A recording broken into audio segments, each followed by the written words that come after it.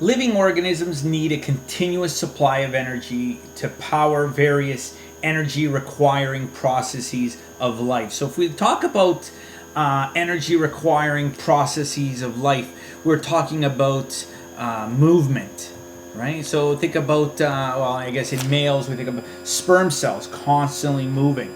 Reproduction, again, to kind of continue with that. But not just reproduction, right? Not just reproduction, but also in terms of mitosis, right? Cell duplication, cells having to duplicate themselves requires energy.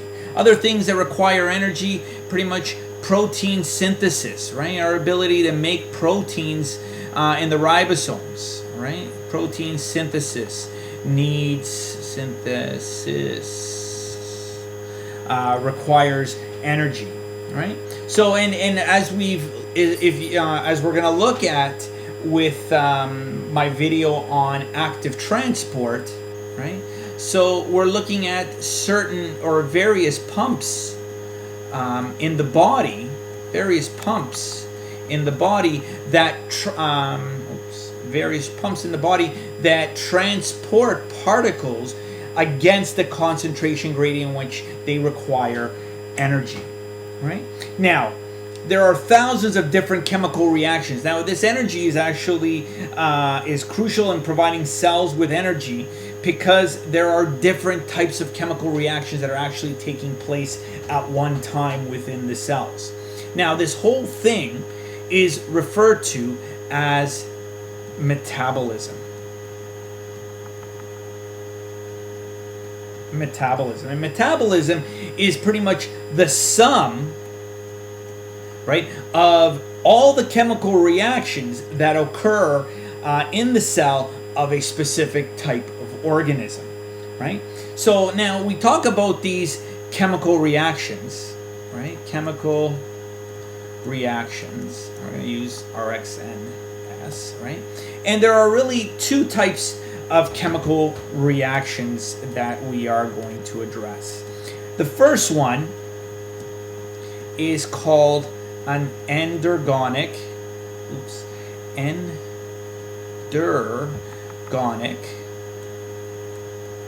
reaction, right? And an endergonic reaction is also known as an anabolic reaction. Now, an anabolic reaction is a reaction that requires energy, so an input, right?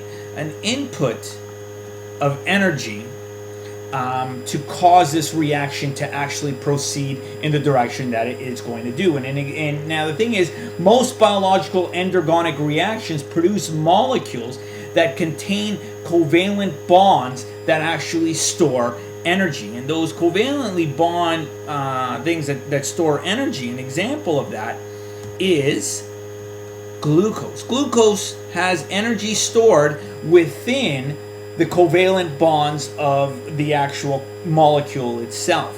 Now, who produces glucose? Well, plants undergo photosynthesis, right?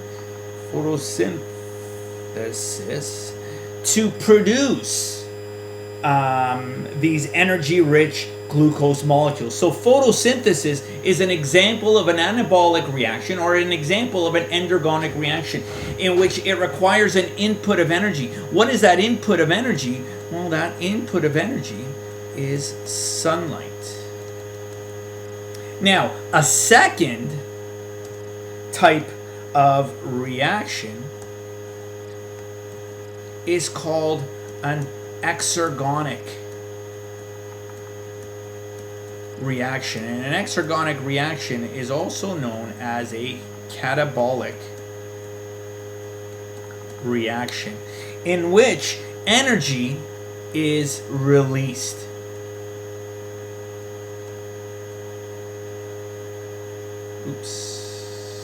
Energy is released. Sorry for the writing. So now cells use exergonic reactions in the form of what we call cellular respiration. And all living things pretty much undergo this cellular respiration, we do, right, after we've eaten food, we break down the glucose, right? So, we break down the glucose because within the glucose is where there is usable energy available for the organism, right? So, pretty much plants undergo both endergonic and exergonic reactions, right? Endergonic in the sense of photosynthesis, and then exergonic in the form of when they break down that glucose that they've produced to obtain the actual energy that is formed. Now, cellular respiration, and we're going to expand a little more on cellular respiration in a future lesson, pretty much is the name for a series of reactions in the cell that actually release energy from the glucose molecules. That energy that it releases is in the form of a molecule called ATP. And ATP pretty much serves as a manageable form of a chemical energy that the cell is able to use. Now, let me erase some of this in order to kind of use what I've got here. So, ATP stands for adenosine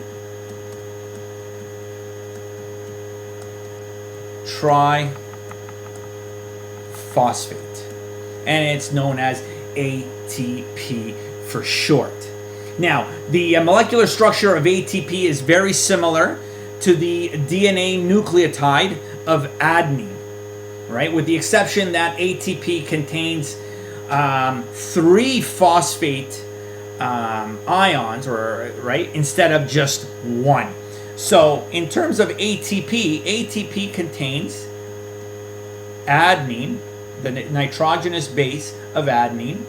It contains the 5-carbon sugar ribose, and it contains 3 phosphates.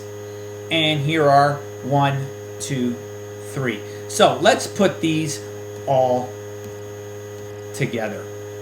So here we've got our adenine, right? Our ribose combines with this nitrogen, and the phosphate is going to bond with the 5th carbon in the ribose.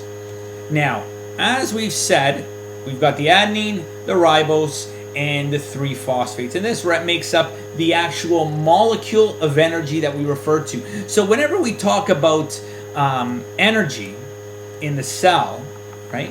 Think about parts of the cell, right? We talk about the mitochondria, as we're going to find out just how important the mitochondria is. We refer to the mitochondria as the powerhouse, right, of the cell, because we're going to find out just how important the mitochondria is to produce these ATP molecules that have energy stored within them. So if we look at the ATP, as we said, there are 3 phosphates. 1, 2, 3 phosphates. And what happens is in the ATP, there is energy stored in the bond with this outer phosphate. Now, pretty much these energy molecules of the cell is also necessary for cell membranes to function. And as we're going to see, ATP is responsible for, as we're going to see in the future lesson, for active transport. And that's what we talked about a little bit earlier, where we need to push particles to further go against what we call a concentration gradient, as we're going to see in the near future. Right? Now, within these reactions, now the thing is that, as we said, there is energy that is available in this phosphate group, in this 3rd phosphate group. Now, what happens with this phosphate group? And what we're going to do is let's simplify this. Let's erase some of this down here. And let's bring a particle up. Now, here what we have is the simplified version of the of our ATP molecule, right? As we said, this is the adenine, right? This is our ribose, and here is our 3 phosphate groups. And as we said, there is a bond here, pretty much, that has the energy stored. So what happens is this bond here is going to break, right? So it's going to not break, but it really, it does kind of, I guess we could say that it kind of breaks, releasing a phosphate ion, and we're going to put the little I, phosphate ion. But when it releases this phosphate ion, it is also going to release energy. So all this energy, right, kaboom, so to speak, right? It's going to release this energy, and now we no longer have ATP, but instead ATP pretty much breaks down to form not a triphosphate, but a diphosphate, an ADP, right? If you look at this diagram here, we have an ADP. There are 2 phosphates because we've released one of the phosphate ions, right? We've released one of the phosphate ions, and at the same time, by breaking that bond with that phosphate ion, we are releasing energy. And we release about 30 kilojoules of energy for every phosphate that breaks that bond. So this energy pretty much is considered an exergonic reaction because it is releasing energy. Now, what happens is ATP will break down into these ADPs. But what happens ultimately is the following. Let's see if I can move some of this. And what happens is ultimately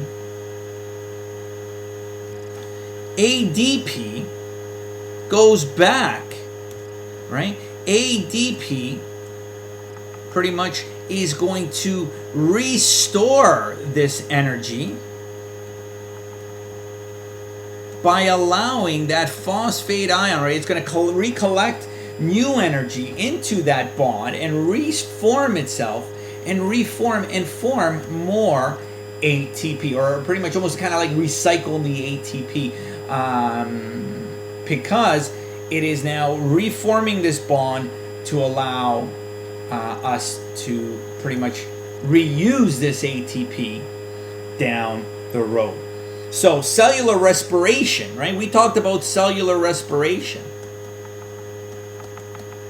right? This cellular respiration is what allows us to turn ADP back to ATP. So bringing the adenosine diphosphate back to the adenosine triphosphate.